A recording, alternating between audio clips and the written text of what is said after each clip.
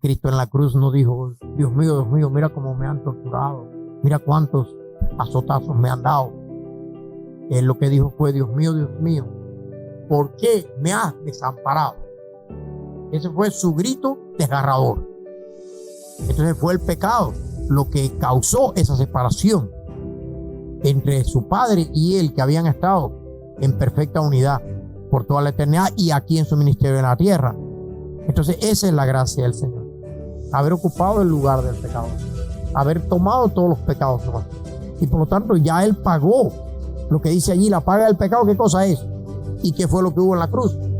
Entonces, ¿está pagado o no está pagado? La deuda está pagada.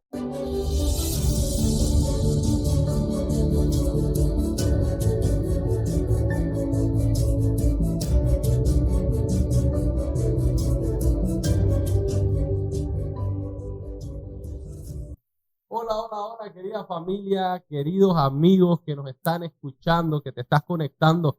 Gracias por conectarte con nosotros en este tu programa Desafíos Contemporáneos, una respuesta bíblica, erudita, científica y, ¿por qué no, práctica a muchas de esas preguntas espirituales que nosotros tenemos, a esas preguntas que desde niños muchos nos hacemos. Y pues aquí siempre vamos a tener con nosotros a nuestro querido pastor, profesor y doctor Manuel Moral. Pastor, gracias por estar acá, y antes de presentarlo y que usted nos diga unas palabras, siempre me gusta decir por qué le tenemos, ¿no? Bueno, podíamos tener mucha gente, pero somos bendecidos de tenerle a usted.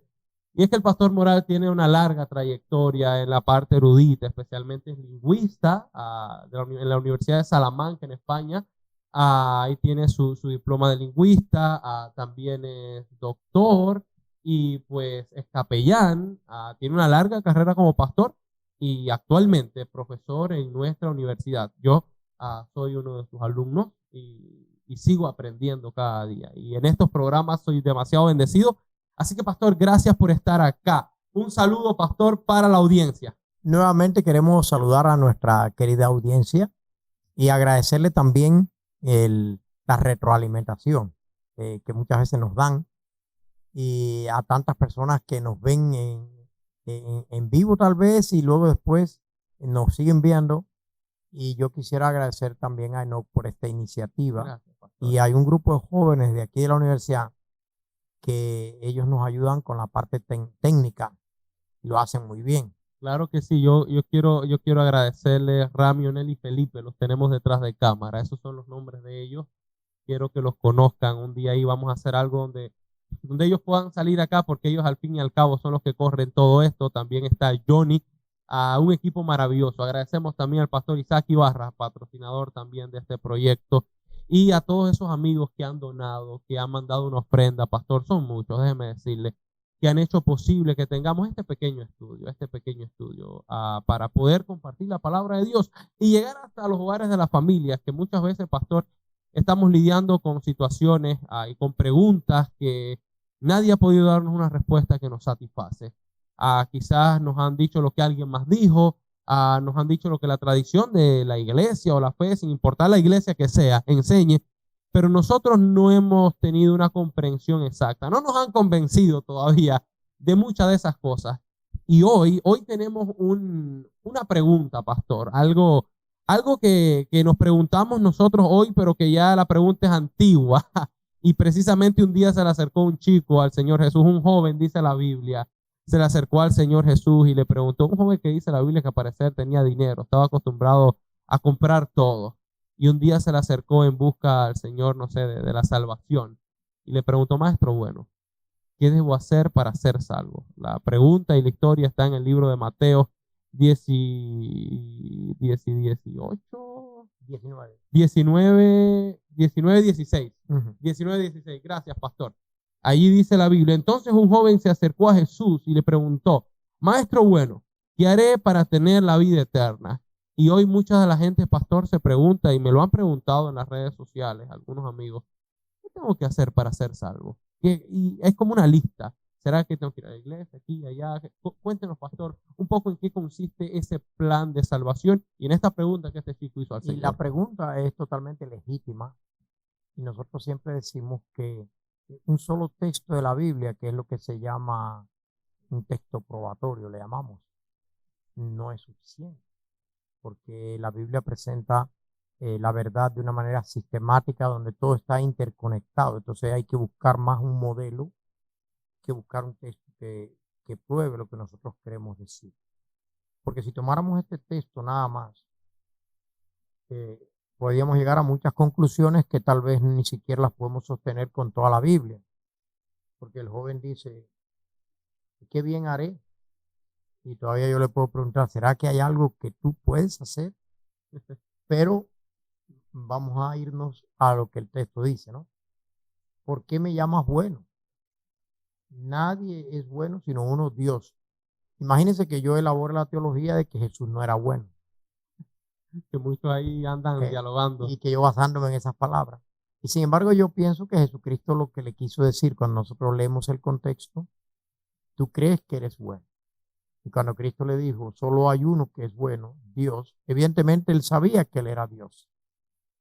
Pero él de alguna manera está chocando con la idea que el joven trae de que él es bueno. Él creía que él venía a recibir elogios de sus bondades. ¿Cuánta gente hay hoy en día que al llegar a la iglesia piensan que ellos son los que andan bien, que son los mejores y que hay otros que son los malos? ¿Ve?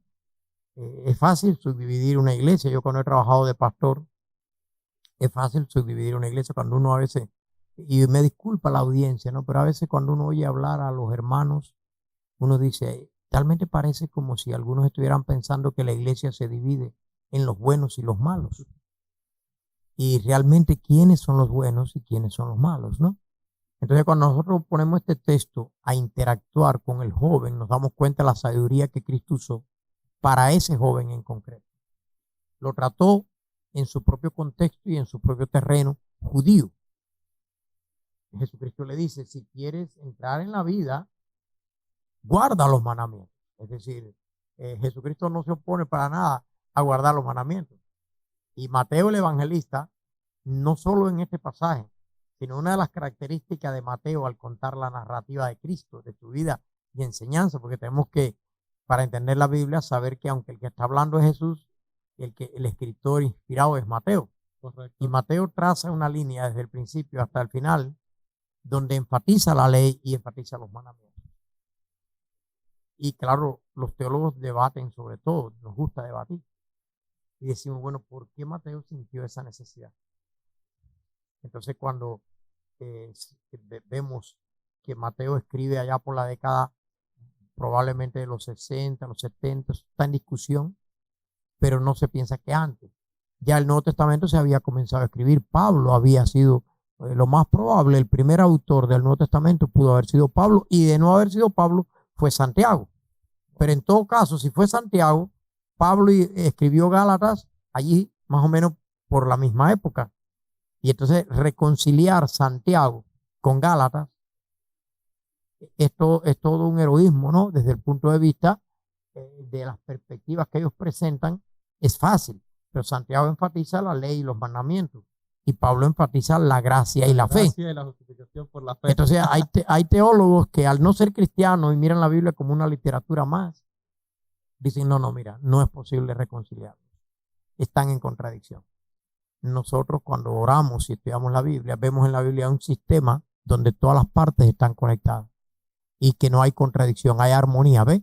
Eso es lo que yo encontré en la palabra de Dios. Ahora aquí la pregunta sería, ¿guarda los mandamientos? Evidentemente Jesucristo mandó a guardarlos. Ahora, ¿qué función tiene guardar los mandamientos dentro del plan de salvación? Buena pregunta. Y entonces, claro, no solo Mateo habló de la salvación. Antes que Mateo se escribiera, se había escrito Gálatas. Y entonces, y se había escrito, y Efesios, Pablo escribió también, y ya un poquito más tarde.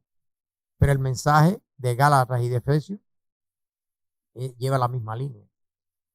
Y vamos a buscar Gálatas, que pudo haber sido, en la opinión de muchos eruditos, el primer libro del Nuevo Testamento que se escribió en la década de los 40, antes del Concilio de Jerusalén. Incluso he buscado los eruditos, por ejemplo, de Andrios y muchos eruditos contemporáneos de la Iglesia Adventista y del mundo evangélico, he estado mirando que ellos están de acuerdo en que la máxima probabilidad es que Gálatas se escribió antes del concilio de Jerusalén, Oh, wow. porque allí mismo Pablo declara ciertos datos que hacen ubicar la epístola más o menos, y se ve que es temprana, muy temprana. Y entonces en Gálatas capítulo 2, ¿qué dice el versículo 16? Versículo 16 dice, sabemos que el hombre no es justificado por las obras de la ley, sino por la fe en Jesucristo. Así nosotros también hemos creído en Jesucristo para ser justificados por la fe en Cristo y no por las obras de la ley. Porque las obras de la ley, porque por las obras de la ley ninguno será justificado. Entonces aquí lo que se trata es de armonizar como Mateo escribe después.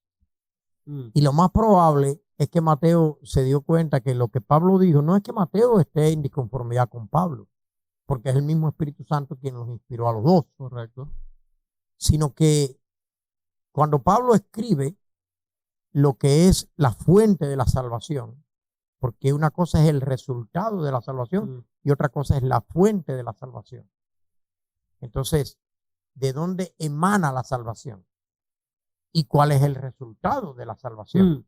Oye, entonces, bueno, estaríamos aquí diciendo que Mateo habló del resultado de la salvación y Pablo habló de la fuente de la salvación, pero mucha gente pudo haber interpretado mal a Pablo.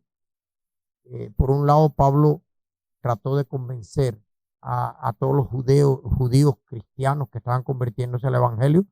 A Pablo le llamamos apóstol de gentiles, pero el esquema que él sigue es que él siempre comienza abriendo campo en la sinagoga de los judíos. Siempre iba a la sinagoga, hasta que lo votaban, pero siempre iba ahí. Y él dice que él quería ganar a su pueblo y a sus hermanos, Amén, que estaban esparcidos en las diásporas judías. Hoy se sabe en los estudios que los judíos estaban muy esparcidos en las diásporas, y Pablo prefería ir a los judíos y comenzar por ellos primero. Y hasta hay algunas declaraciones donde él dice, a vosotros era necesario que se os hablara primero. Y en Romanos 1:16, a pesar de que la carta se llama Romano, también se podía llamar judíos, porque la carta dice, porque no me avergüenzo del evangelio, porque es poder de Dios para salvación a todo aquel que cree. ¿Y cómo termina? Al judío primeramente y también al griego.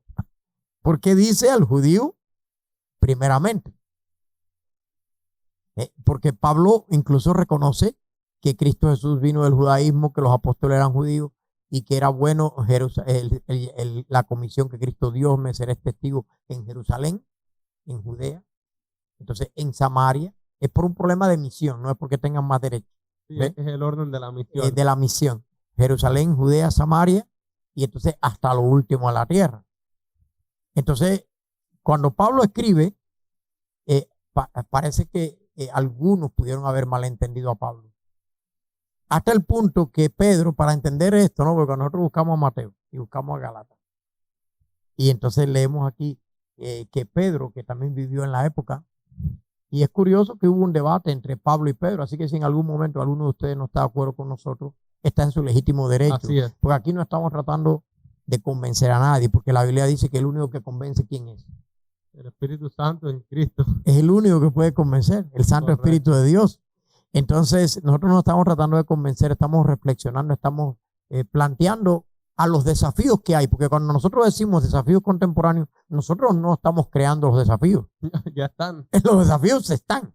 Y estas preguntas que nosotros estamos trayendo aquí no es porque nosotros queremos armar contradicciones ni controversias. Ya está en el corazón de la gente. Es porque eso en el está. público. La gente se pregunta, pero por fin, la ley o no la ley, la gracia, ¿qué hago? ¿Cómo puedo ser salvo? Las iglesias.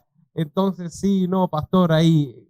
Eso la verdad es que está. Y no solo en el mundo cristiano, pastor, a que vamos a la iglesia. Hay mucha gente que no va a la iglesia, pero también se pregunta, también quiere ser salvo. Es que todos queremos ser salvos. ¿Ven? Entonces, Pablo escribe Gálatas en la década de los 40. Mateo no debió haber escrito hasta después de los 60, 70. Los eruditos ninguno piensa que escribió antes. Entonces, lo curioso es que Mateo ya sabía lo que Pablo había escrito en Gálatas. Ya lo sabía. Y lo más probable que en Efesios también. porque Efesios se escribe desde la prisión, del 60 al 62. Wow. Y Mateo lo más probable es que se escribe después. Entonces, Pedro, que escribe en la década de los 60, cuando ya Gálatas se ha escrito, y él mismo declara, mire, este es un testigo de aquellos tiempos, y este es alguien a quien Pablo enfrentó cara a cara en Antioquía. Ustedes hoy dicen, oye, a mí me encantaría debatir con el doctor Moral, porque a lo mejor estoy de acuerdo o no estoy de acuerdo, y tienes todo tu derecho. Y con Enoch, con el pastor Enoch, tienes todo tu derecho. Pero yo hubiera pagado dinero para ver la discusión entre Pablo y Pedro en Antioquía. Sí. Porque Pablo la cuenta y no dice lo que Pedro planteó. Pero allí hubo un debate entre dos personas. Uno se encontró con Cristo camino a Damasco. Y nosotros decimos siempre, no, el tema de la salvación es tan fácil de entender y esto es algo tan sencillo que un niño lo puede entender. Y hay verdad en eso. Pero tengan cuidado con las cosas sencillas, porque también pueden ser al mismo tiempo sencillas y profundas, ¿no? Sencilla en cuanto a que para salvarnos, Dios mira nuestra capacidad, nuestro entendimiento, Dios mira todo eso y lo toma en cuenta, ¿no? Pero comprender los misterios de Dios, como Pablo mismo dijo, ¿quién entendió la mente del Señor, no? Entonces Pedro, que discute con Pablo y que ya se había escrito una parte del Nuevo Testamento, noten la declaración que deja aquí, ¿no? Y dice en segunda de Pedro, yo quisiera que tú lo leyeras. Segunda de Pedro 3:11.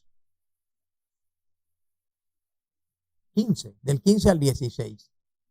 Y este versículo, para entender a Pablo, debe tomarse en cuenta porque es un versículo de alguien que discute con él y que está mencionado en Gálatas. Es decir, segunda de Pedro 3, 15, Segunda de Pedro 3, 11, 15, 16. del 15, O del 15, del 15 al 16. Dice así. Y entended que la paciencia de nuestro Señor es para salvación, El tema es la salvación. como también nuestro amado hermano Pablo os escribió, según la sabiduría que le ha sido dada. En todas sus cartas habla de esto. Ellas contienen algunos puntos difíciles de entender que los indoctos e inconstantes tuercen, como también las otras escrituras, para perdición de sí mismos. Entonces tenemos que darnos cuenta que Pedro, que discutió con Pablo y sabía cómo era Pablo, pero él dice, nuestro amado hermano Pablo. Oye, yo quisiera que el que disienta conmigo y discuta conmigo todavía me diga, El amado hermano, mi amado hermano. hermano Moral. Y todavía diga conforme a la sabiduría que Dios le ha dado. Sí, Mire, yo quiero admirar a Pedro, la verdad, sí. porque alguien que le dijo hipócrita, lo vamos a mirar.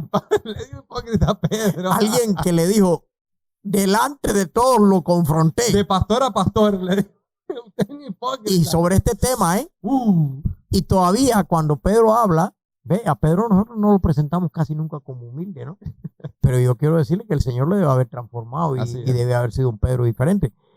Porque él dice, nuestro amado hermano Pablo, conforme a la sabiduría que le ha sido dada. ¿Quién se la dio? Es un pasivo ahí. Y Dios da la sabiduría. Como Santiago dice, si alguno tiene falta de sabiduría, demándela de Dios, pídala de Dios. Pero esta es sabiduría para las cosas de Dios, para entender la salvación. Y entonces cuando dice que ha escrito cosas difíciles de entender, que los indoctos e inconstantes tuercen, evidentemente ya las epístolas, muchas de ellas están escritas. Y se había visto el efecto que habían causado. Por un lado habían ayudado a entender la salvación. Y por otro lado, a algunos legalistas les había enfatizado más en su legalismo, de que la salvación es por la obediencia y por guardar los mandamientos. Y a otros les llevó a lo que se llama antinomianismo, ¿no? El legalismo sería que nos salvamos obedeciendo la ley. Y el antinomianismo es que entonces, puesto que es por gracia y por fe, la ley no cumple ningún sentido y estamos liberados de la ley. Correcto. Entonces, Pablo ayudó a mucha gente a entender la salvación, pero hubo algunos que torcieron y se fueron a un legalismo todavía más fuerte. No, ese punto que tú traes no es correcto. Es por guardar la ley, es por obedecer. ¿Será que hay hoy en día gente que se afana en obedecer y en cumplir todo porque ellos creen que se están ganando la salvación? Y se basaría en el pasaje con el que iniciamos. Si quieres entrar en la vida, guarda los mandamientos. Y esto es lo que yo voy a hacer. Pero hay que tomar toda la Biblia en su conjunto. Mateo está escribiendo cuando ya Pablo estaba escrito. Y Pablo no está tratando, Mateo no está tratando de contradecir a Pablo. Pedro no contradice ni a Mateo ni a Pablo, pero alerta que hay algunas cosas difíciles de entender y que ya algunos la están torciendo. Dígame usted, 2000 años acá, si algunos la estaban torciendo, ¿cuántos años de torcedura no debe existir? Entonces, podríamos ir al corazón de lo que Pablo enseñó con relación a la salvación, que Pedro no dice que esté mal, dice que es sabiduría dada por Dios. Pero que tengamos cuidado, no sea cosa que no establezcamos una relación correcta entre gracia, fe, obras y ley. ¿Ve? Esto nos va a llevar más de una sesión. Cuando digo debate es porque nosotros estamos debatiendo con nosotros mismos, con los autores contemporáneos. Estamos debatiendo con los autores de la Biblia. Aquí se ve un debate entre Pedro, Pablo y Mateo. Correcto. Se ve un debate allí. Y es como que ellos estuvieran sentados aquí en la mesa. Y Mateo dice, si quieres entrar en la vida, guarda los mandamientos. Y Pablo dice, por las obras de la ley, nadie será justificado, porque la salvación es por la fe. Y todavía, miren cómo termina, no desecho la gracia de Dios. Versículo 21, lee el versículo 21 de Gálatas 2. Gálatas 2, 21.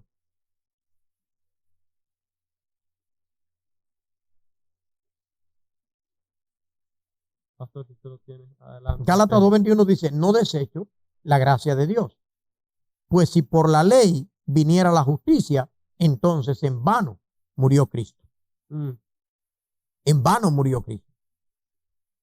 Entonces, esto es impresionante, ¿no? Que Pablo dice claramente que la gracia es la que nos trae la justicia. Y sabe que en la Biblia la palabra justicia, que en griego sería dikaiosune, es lo contrario a hamartía, que es pecado. Es decir, Cristo Jesús, por eso dice ya en hebreo, por supuesto, Jeremías dice, Jehová justicia nuestra, Yahweh justicia nuestra. Porque Cristo, desde su bautismo, dijo, esto es para cumplir justicia, para cumplir toda justicia, porque es como único se iba a resolver el problema del pecado. Pero esa justicia de Dios vino a través de la gracia. Entonces, cuando nosotros miramos qué cosa es la gracia, buscamos la palabra charis en griego, es un favor que no se merece. Porque en Romanos 6:23, ¿qué dice la Biblia claramente? ¿Por qué no merecemos la gracia? Porque ¿qué dice Romanos 6:23? Ese versículo donde Pablo escribe también en los Romanos, amplía un poco el tema de Gálatas, porque él sigue con el mismo tema en sus cartas. Porque la paga del pecado es la muerte, pero el don gratuito de Dios es la vida eterna en Cristo Jesús, Señor nuestro. Y ahí se contrasta la vida eterna con la muerte. Por el contexto se entiende que es también la muerte eterna. Entonces esa es la paga del pecado. Entonces dádiva es como un don, un regalo de Dios, y la vida eterna es un regalo. Y Cristo habló de la vida eterna al joven rico, pero hay que entender que la vida eterna es un regalo. Y que el guardar los mandamientos es un resultado de la gracia. Y que la gracia es la fuente de poder porque es Cristo Jesús mismo. ¿Quién es el don inmerecido? Que no merecíamos. La dádiva de Dios es vida eterna en Cristo Jesús, Señor nuestro. Entonces aquí está el problema. La fuente de la salvación es la gracia, que es Cristo el Señor y lo que Él hizo por nosotros. Nació por nosotros. Fue encarnado en este mundo. Dejó el trono, dejó todo. Fue al bautismo para cumplir justicia. Y hizo toda su misión y sus enseñanzas, su ejemplo que nos dio. Dice la Biblia que no pecó. De todos los demás que dice. Por cuanto todos pecaron. Pero de él dice, no pecó ni se halló engaño en su boca. Y no habiendo cometido pecado, carga con todos los pecados. Y va a la cruz y no hubiera muerto, porque dos cosas necesitaba Cristo para morir. Si le preguntáramos a la audiencia qué dos cosas necesitaba Cristo para morir, es interesante. No sé cuántas respuestas vendrían en el futuro. Vamos a ver si tenemos un programa interactivo, pero Yo creo que Cristo para morir necesitaba un cuerpo humano. Porque sin un cuerpo humano, ¿cómo él iba a morir? Si Dios es inmortal. Entonces él necesitó hacerse plenamente humano y encarnarse. El verbo fue hecho carne, Juan 1:14, para poder morir. Pero ahora leíste que la paga del pecado Es la muerte. si él no tenía pecado, entonces Los nuestros. al encarnarse todavía no moría porque necesitaba pecados. Y entonces para poder morir, él dijo, yo tengo un cuerpo de carne, yo puedo potencialmente morir si hay pecado.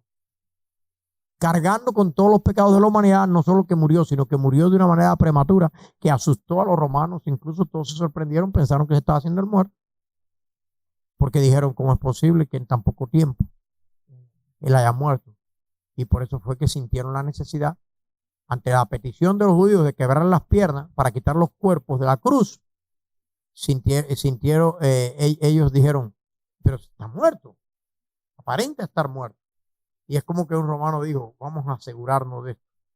¿No será que se está haciendo el muerto? Y le lanzaron la lanzada, ¿verdad? Hay un cuadro muy bonito en el Museo del Prado que es la lanzada. No es bonito el cuadro, pero es bonito en cuanto al significado, ¿no? Porque ahí está concentrada nuestra redención. Que la lanzada es que fue directamente al corazón. ¿Y qué dice Juan que salió de allí?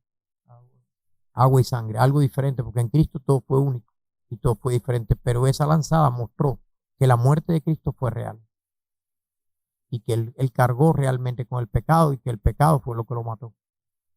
Porque cuando él dio ese grito desgarrador, primero dijo, Dios mío, ¿por qué me has desamparado? Y él en la cruz no se quejó de que me duele aquí, de que me duele allá, de que me dieron. Muchas veces cuando veo las películas como esa de Mel Gibson, ¿verdad?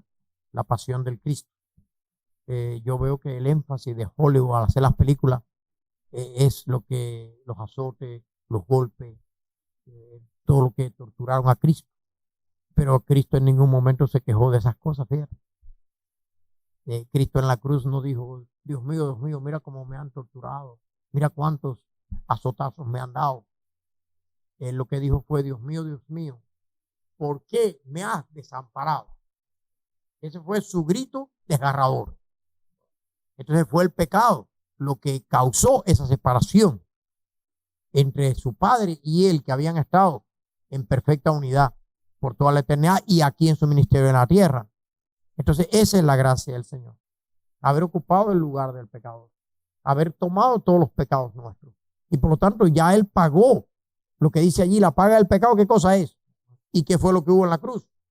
Entonces, ¿está pagado o no está pagado? La deuda está pagada. Amén. Hay diferentes entendimientos a la teología de la expiación. Y hay algunas personas a veces que han entendido, yo respeto cualquier posición, como que Dios le debía algo al diablo, ¿no? Y entonces le estaba pagando algo al diablo. Pero en la Biblia no se ve que Dios le debe nada al diablo. Porque el diablo es un impostor, un mentiroso, un engañador. Él no tiene derecho a nada. Entonces, Cristo lo que está es con su Padre. Ellos hicieron un pacto de salvación. Algo que en el carácter justo de Dios, Dios aceptaría en su justicia divina como un pago adecuado para nuestra salvación por gracia. Porque la cruz no está pretendiendo que nosotros merecemos nada. La cruz está pretendiendo que Dios está de acuerdo en que nuestra salvación sea por gracia, que Dios está de acuerdo de que su carácter justo está satisfecho ante el universo, ante el horror del pecado. Y por eso la fuente de la salvación es la gracia. Y eso, si se quita eso, se destruye totalmente el evangelio. Porque ya no es una buena nueva. Porque la paga del pecado, ¿qué cosa es? Es muerte. Entonces Cristo paga por eso. Ahora, ¿por qué se habla aquí de la fe también? Porque entonces si decimos que la gracia es la fuente de la salvación, ¿cuál es el papel que juega la fe? Porque uno de los problemas que yo veo en el cristianismo es que cuando se habla de la gracia, pareciera que entonces la fe no cabe.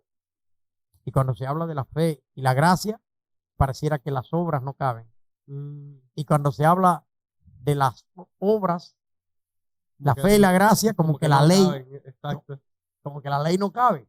Exactamente. Entonces yo lo que he encontrado en la Biblia, y yo reto a mi audiencia a dialogar con esto, y no lo vamos a conseguir de una sola vez, es que en el gran plan de salvación, desde la causa que es la gracia, la fuente de la salvación. Y luego pasamos a la fe, que es el medio para poder conectar con esa gracia. Como el vasito para agarrar del agua y beberlo, ¿no? Es a través de la fe que Y que creemos y lo aceptamos, ¿no? porque la mujer samaritana le dijo a Cristo, aquí hay agua, pero el pozo, ¿cómo es? Es hondo. Tú tienes con qué sacarla. Vamos a decir que esa vasija Es la fe. es la fe. Ok.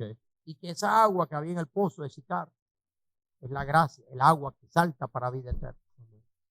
Ahora, ¿cuál es el resultado que se produce una vez que sacan el agua? Y la bebe. Y la bebe, tiene que beberla, y esas son las obras. Eh, ¿Y cuál es el resultado final de esas obras una vez que bebe? Se te quitó la sed. Cansado del camino, posiblemente un poco el cansancio y también se le quitó. Entonces, esa es la obediencia a los mandamientos de Dios, el resultado final. Entonces, una de las cosas que en el cristianismo ha costado trabajo ponerse de acuerdo es encontrar la armonía entre gracia, fe, obras y ley y obediencia. Es lo que yo encuentro, que esos temas realmente no están reñidos. Entonces, por eso Mateo enfatiza la obediencia, enfatiza la ley, porque se dio cuenta que había surgido, malentendiendo a Pablo, un antinomianismo que se le llamó teológicamente más tarde. Y entonces Mateo dice, no penséis que hace que Jesucristo diga, no penséis que he venido para abolir la ley o los profetas. Porque no he venido para abolir, he venido para cumplir. ¿Qué está enfatizando Mateo? El resultado de la salvación. Porque ha habido un malentendido. Pero Pablo ha escrito antes y ha dicho claramente que la salvación es del todo por la fe. Él lo ha dicho claramente, que la salvación es del todo por la gracia y es del todo por la fe. Entonces me gustaría que leyeras el diálogo con Pedro. Claro que sí. Porque ese es un diálogo que si alguien siente que nosotros estamos debatiendo, que venga al siglo I y vea cómo debatían los apóstoles. Correcto. Podías leer Gálatas 1. Vamos a leer Gálatas 1, ¿qué? Vamos a leer desde, tal vez desde el 6. Gálatas 2. Gálatas 2. Desde el 6. Bueno, mira, para no meternos en demasiado, porque el tiempo es breve, vamos a leer Gálatas 2 desde el 11 al 14. Gálatas 2 del 11 al 14 dice así: y cuando Pedro vino a Antioquía, me opuse a él cara a cara, porque él estaba equivocado, porque antes que viniesen algunos de parte de Santiago, comía con los gentiles, pero después que vinieron, se retraía y se apartaba por temor a los de la circuncisión, y los otros creyentes judíos participaron de su simulación, tanto que Bernabé fue llevado por la hipocresía de ellos.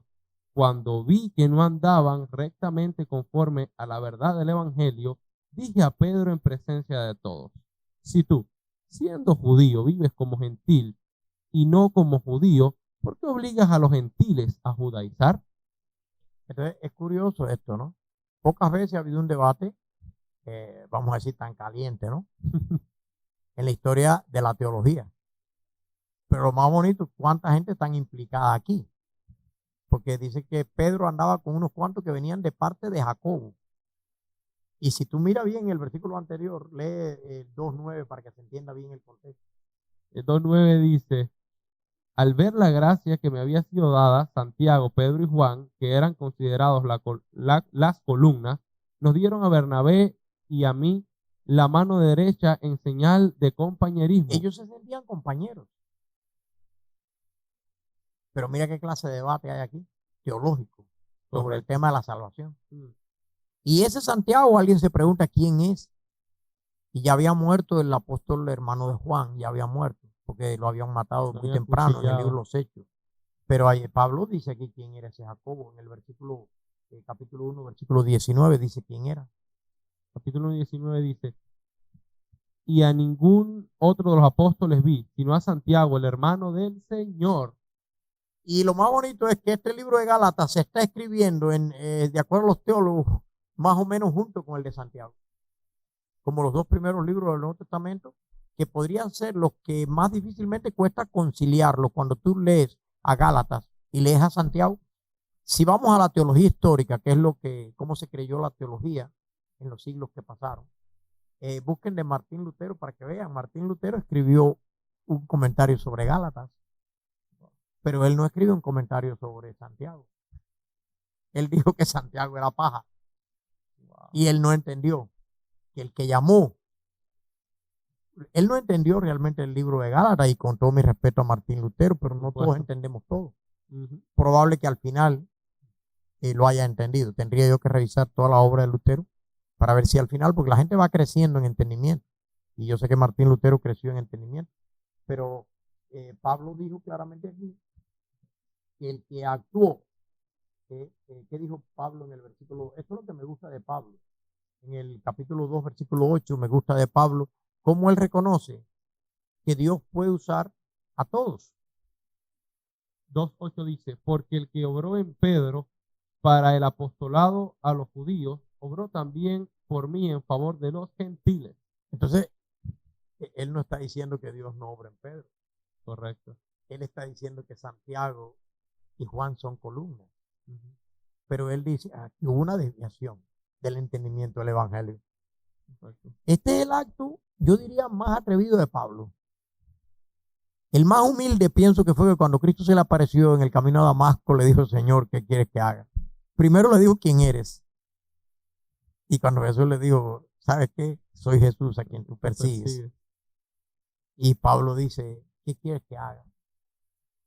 Para haber sido un orgulloso fariseo educado a los pies de Gamaliel, y dice que él aventajaba a sus contemporáneos del judaísmo, porque el que está hablando de la gracia en el Nuevo Testamento es alguien que yo no sé quién pudo haber sido más legalista que él, porque él dijo fariseo conforme a la ley, hebreo de hebreo en cuanto a la ley, fariseo.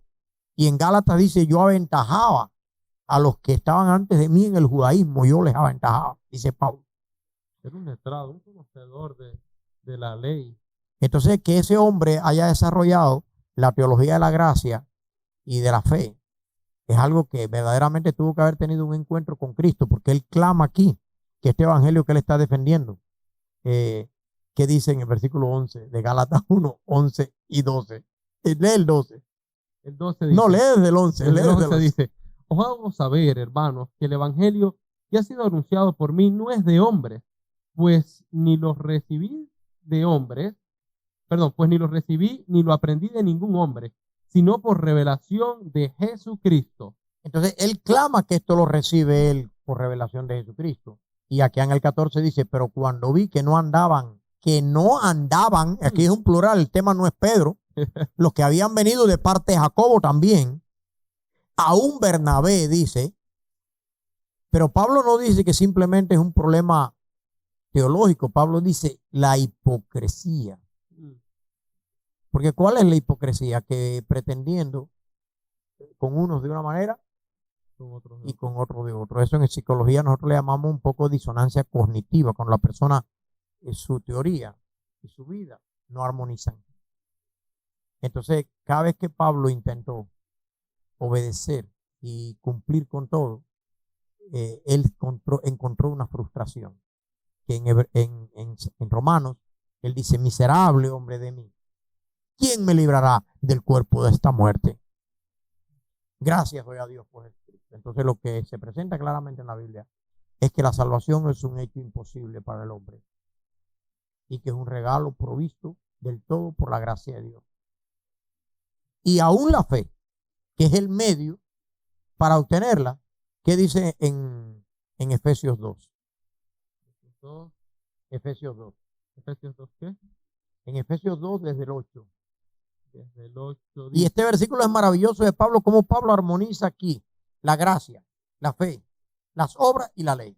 Wow.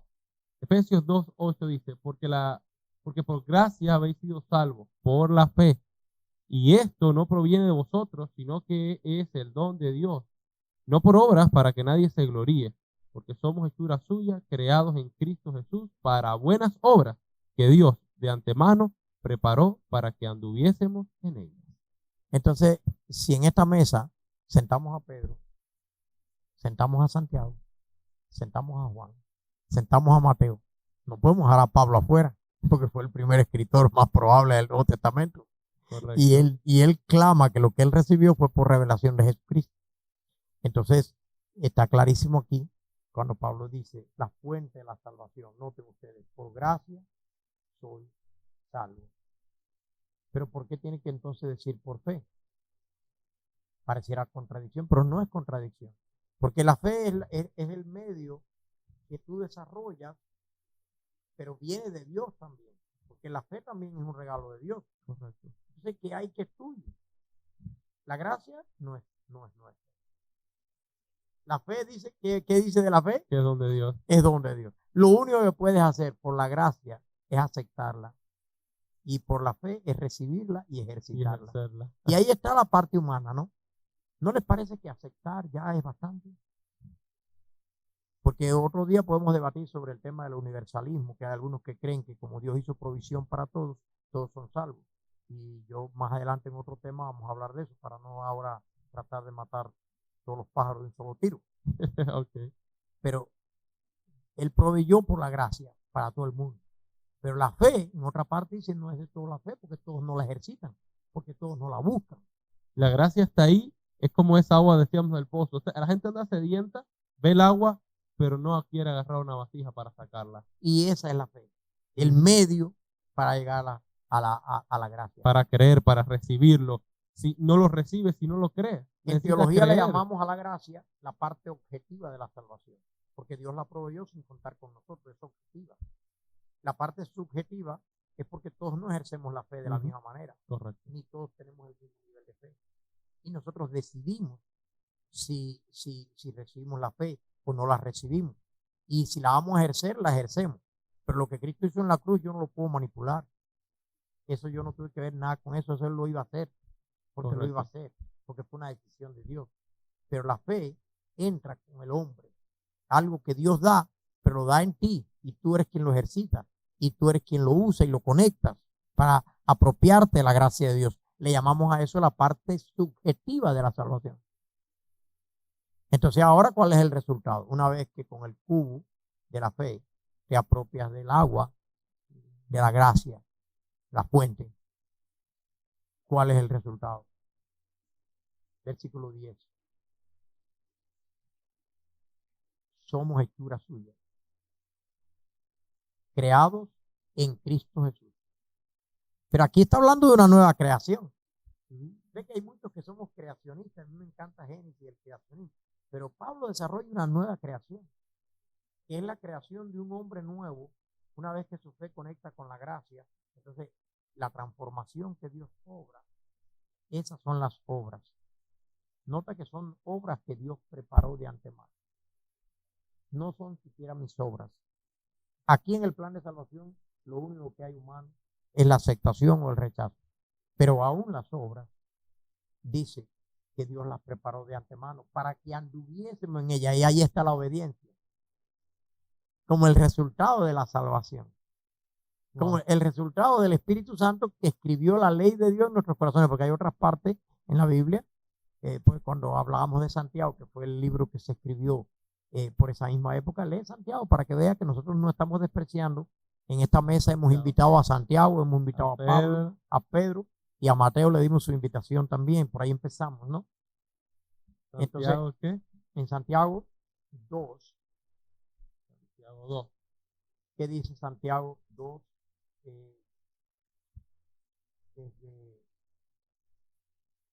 Desde el 8. No, lee el 10. El 10 dice, porque el que guarda toda la ley pero ofende en un solo punto es culpable de todos. ¿Y qué dice el 12? Y el 12 dice, hablad y obrad como los que habéis de ser juzgados por la ley de la libertad. Eso fue lo que Martín Lutero no pudo entender por muchos años. Yo no sé si al final lo logró entender. Lo voy a dejar para que ustedes investiguen a Martín Lutero, pero investigar la Biblia va a ser prioritario. Amén. ¿Por qué poner en contradicción los dos primeros libros del Nuevo Testamento que se escriben, que son Santiago y Gálatas? Santiago habla contra el libertinaje, de pensar que porque tú eres salvo, por la gracia y por la fe, entonces tú puedes vivir de cualquier manera.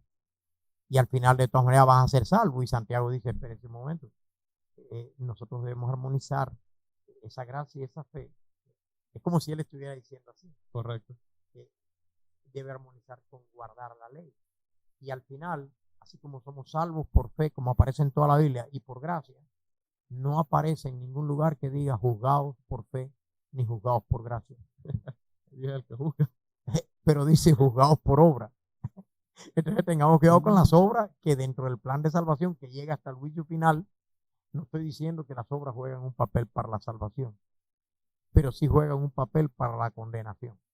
Correcto. Porque dice que vamos a ser juzgados por nuestras obras. Y él dice que vamos a ser juzgados por la ley. Entonces, ¿por qué no poner todo esto en un cuadro armonioso, donde nada falta y nada sobre? Y veamos la grandeza de Dios, porque otra vez vamos a estudiar por qué la ley es la norma de justicia. Y vamos a tratar de sustentar que es el reflejo del carácter de Dios. Y que en la cruz no podía Dios abolir su propio carácter, porque lo que quería era reafirmarlo, ¿no? Entonces, esa armonía tan linda que hay entre gracia y fe, y que el resultado es que nos armoniza con las obras que representan el carácter de Dios, a lo que Pablo le llama la nueva criatura, para que en el juicio final nosotros seamos recompensados para la vida eterna, que ya lo somos, ya somos salvos. Pero el juicio final es ante todo el universo, que Dios declara nuestra salvación para siempre. No quiero decir que ya no seamos salvos, porque la Biblia dice hemos sido salvos. Amén. Somos salvos. Pero es curioso que algunas veces dice estamos siendo salvos, incluso otras veces dice seremos salvos. Entonces hay que poner todo eso en el contexto, porque no es contradictorio. Es como que son diferentes perspectivas. La salvación Dios nos la dio como un regalo. La hemos recibido. Somos salvos. Pero podemos en algún momento perder el regalo, o no podemos perder el regalo. Si este regalo $100, que no es el caso, que te dinero, ¿verdad? Pero si te lo regalo, ¿te ha pasado alguna vez que te han regalado? Y se ha perdido, claro. Se te ha perdido. ¿No será que hay gente que le han regalado la gracia? Porque Pablo le dijo a los Gálatas de la gracia, ¿veis ahí? Porque Pablo le dice a los Gálatas, de Cristo os desligaste. Y yo respeto mucho a Calvino. Calvino dijo una vez salvo, salvo para siempre. Pero tengamos cuidado con idealizar a Calvino, a Lutero, al doctor Moral, idealizarlos como que fueran personas que hubieran entendido todo a la perfección. Porque estamos nosotros investigando la palabra de Dios y cada día debemos crecer más. Dice Pedro termina su carta diciendo crecer en la gracia y el conocimiento de nosotros.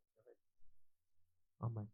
Bien, pastor, gracias. Qué estudio tan lindo y tan profundo de este proyecto, este plan de salvación que Dios nos ha regalado, porque así lo quiso. Cómo interviene la fe para recibir este regalo y cómo el resultado de este regalo que obra en nosotros puede convertirse en obras. Este ha sido el primero de algunos capítulos donde vamos a estar tratando de poner en un cuadro junto que armonice, porque es la palabra de Dios y toda es inspirada por Él. ¿Cómo puede armonizar la fe, la gracia, las obras y cómo poder entenderla mejor? Pastor, resumiendo este programa, ¿qué le diría a una persona, un amigo que quizás no está yendo a la iglesia o ha ido a alguna iglesia, pero no se ha logrado involucrar en la vida religiosa, de quizás ir a la iglesia, de estudiar la Biblia, pero que en el corazón quiere ser salvo? Y te pregunta, ¿qué es lo que puedo hacer para ser salvo? Primeramente ubica cuál es la fuente de la salvación, y es Cristo Jesús. Y lo que Él hizo por nosotros, esa es la gracia, porque no lo merecíamos. No merecíamos que Él ocupara nuestro lugar. Él lo hizo por amor. Esa es la gracia de Dios, su amor infinito. Ahora, ¿cómo puedes llegar a esa gracia? Necesitas ejercer la fe que Dios te da. Pero tú necesitas ejercitarla. Tú necesitas conectar. Tú necesitas aceptar. Y ahora lo demás es obra de Dios. Va a haber un resultado. ¿Cuál es ese resultado? Que Dios te va a armonizar con su carácter, que Dios va a transformar tu conducta, porque tu vida necesita ser transformada, porque si no, los ateos se van a reír de nosotros. Si nosotros planteamos que la salvación no nos hace diferente, ni nos transforma, ni cambia nada en nuestras vidas, los ateos van a decir, ¿para qué queremos el cristianismo? pero Dios crea en nosotros un hombre nuevo. Eso es lo que yo les puedo dejar. Un hombre nuevo que cuando Cristo venga y haga nuevas todas las cosas, nosotros ya debemos haber tenido esa creación en nosotros, por su gracia y por su amor. Querido amigo que nos estás escuchando, quizás has andado por el desierto de la vida, golpeado, sediento. Hay un pozo de agua gigante, pero muchos le hemos dado la vuelta y no hemos querido acercarnos a beber porque quizás o no hemos tenido vasijas o no hemos querido hacerlo. Te invito hoy a que tomes la vasija de la fe y bebas del agua de la vida, de la gracia de Cristo Jesús. Que llenes tu vida, que agarres y no solo tomes para ti, sino que lleves y compartas para tus seres queridos, para que seas feliz, para que seas auténtico. Cuando hayas tomado de esta agua, entonces tú entenderás la felicidad, tú comprenderás la salvación y las obras serán un resultado de una salvación que ya está obrando en ti. Quiero orar por ti en esta hora. Te invito a esta oración. Querido Señor, hemos andado por esta vida y en ocasiones, Señor, golpeados, sedientos. Por favor, queremos fe. Queremos una fe viva que nos permita tomar del agua de la vida. Queremos una fe que nos permita aceptar el don gratuito de la salvación, Señor. Y una vez que entremos, Señor, en esa salvación, una vez que hayamos bebido, queremos compartirla, Señor, y queremos ver el fruto en nosotros, Señor. Esas obras de las cuales hablaste aún antes de que naciéramos, Señor, queremos andar en ellas. Por favor, ayúdanos a entender tu palabra, a vivirla y a ser salvos en este día y en esta hora. En el nombre de Jesús oramos. Amén, amén. Saludos, queridos amigos. Te saludamos desde acá, desde los estudios de Primero Dios en la Universidad de Oakwood, desde este programa de Desafíos Contemporáneos con su pastor Enoch Balbuena, pero con nuestro querido doctor Moral, maestro acá de nuestra universidad, y nos va a estar ayudando a entender algunos temas un poco conflictivos o desafiantes en este tiempo contemporáneo en que estamos viviendo. Amén y adiós. Adiós, hasta la próxima.